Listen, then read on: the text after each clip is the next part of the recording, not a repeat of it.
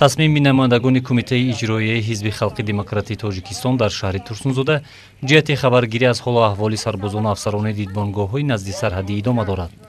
ин навбат низ роҳбарияти кумитаи иҷроияи ҳизби халқи демократии тоҷикистон дар шаҳри Турсунзода ба сарбозони дидбонгоҳҳои қушунҳои сарҳадии кумитаи давлатии амнияти миллии ҷумҳурии Тоҷикистон дар шаҳри Турсунзода кӯмаки моддии худро расониданд.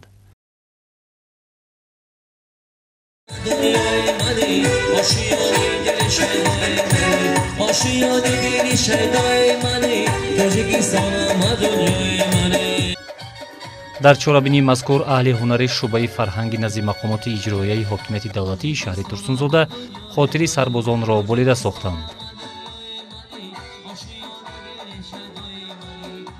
сарбозони шуҷои ватан бо боварии том гуфтанд ки шароити хизмат дар артиши миллии мамлакат хеле беҳтар шудааст. муҳайё гардидани имконоти хубу беҳтар имконият медиҳад ки ҷавонони шарафманди кишвар софдилона хидмат намуда баҳри ҳимояи ватани худ ҳиссагзор бошанд.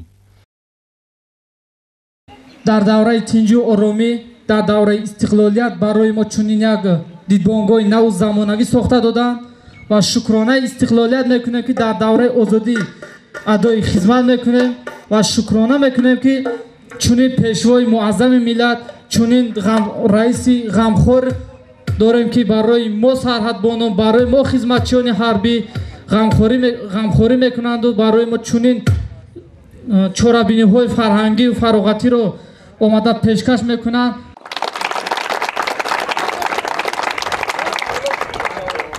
шоҳиди он гардем ки инҷа бисёр ҳам шароитҳои хуб муҳайё аст.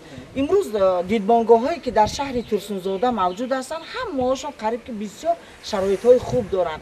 ягона дидбонгоҳи дурдасттарине ки мо дар ҳамин таи 2-3 рӯз дидем, ин дидбонгоҳи Ширкен буд ва дидбонгоҳи Шулум буд ки хеле аз байни шаҳр, аз байни деҳаҳои гирду атроф дуртар ҷойгир шуда буд. лекин дар ҷумҳурии Тоҷикистон дидбонгоҳҳое ҳастанд ки дар баландтарин наздики қуллаҳо, дар баландтарин мавзеъҳои кӯҳистон ҷойгир ҳастанд ки дар он ҷо баромадан ёки рафта аз аҳволи анамун аскарбачаҳо хабар гирифтан хеле душвор аст.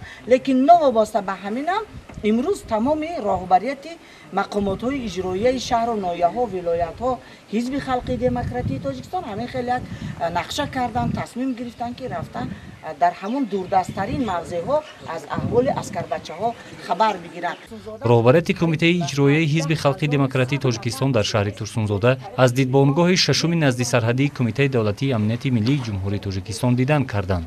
барои сарбозони ин қисми низомӣ низ кӯмаки моддӣ аз қабили гӯшту равған, сабзиву биринҷ, ҳамчунин китобҳои бадиӣ ва дигар маводҳои зарурӣ тақдим гардид.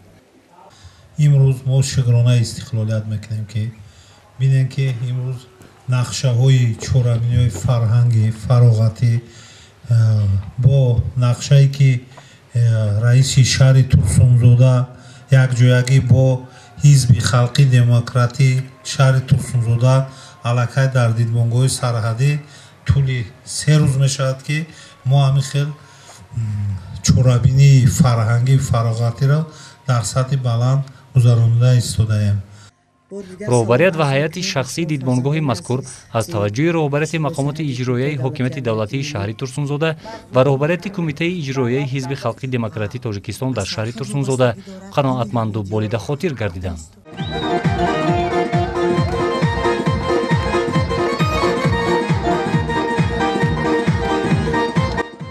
гузориши Дилшод Раҳмонов ва Зафар Ҳасанов барои барномаи иттилоъоти хабар.